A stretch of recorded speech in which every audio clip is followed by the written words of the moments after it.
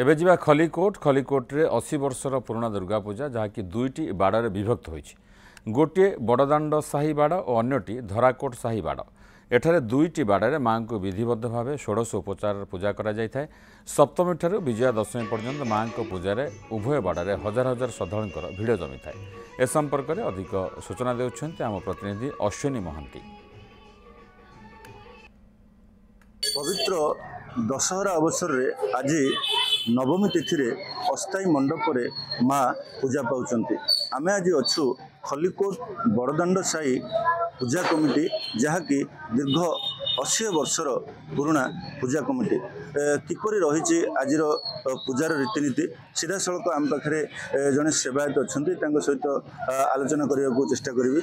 आज्ञा कौन कहे 80 वर्षर परंपरा जोटा कि बड़दाण्ड साही पूजा कमिटी माँ दर्शन दौरान भक्त को प्रथम सकाल धूपटू आरंभ कर षोड़श पूजा सूर्य पूजा पर ठाकुर बाड़ भोग है।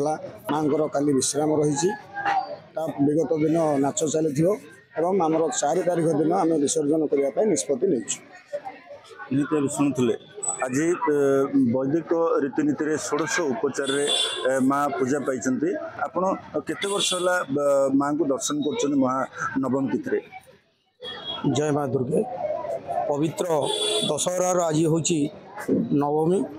माँ अस्थायी पीठ बड़दाण्ड साही कमिटी तरफ माँ को बहुत अति सुंदर भाव में साजसज्जा कर भक्त मान भी समागम लगी रही।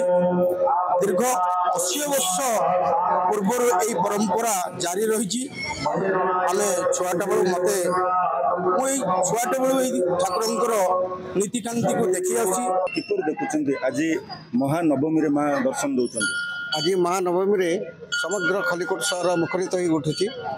यही पूजा परंपरा रामचंद्र मदादेव ठार आरंभ होती।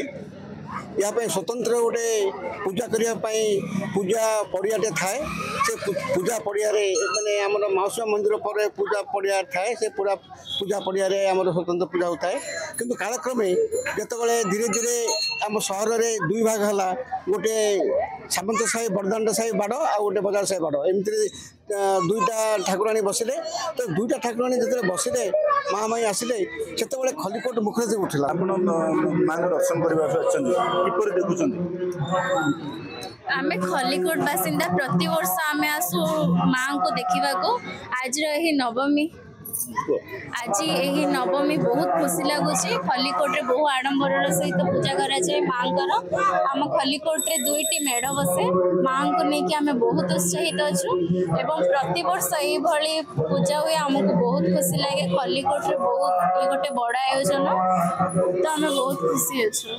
निहती शुणुले खलिकोट गोटे बड़ आयोजन आती माँ को देखी आशीष करुणा कृपा लाभ कर भक्त मैंने निहती भाव कही रखी भक्त मैंने आसतु श्रद्धालु मैंने आसतु आखपाख लोक आसतु माँ को दर्शन करूँ माँ आशीष करुणा लाभ करूँ। खलिकोट अश्विन कुमार महांती, न्यूज़ 7।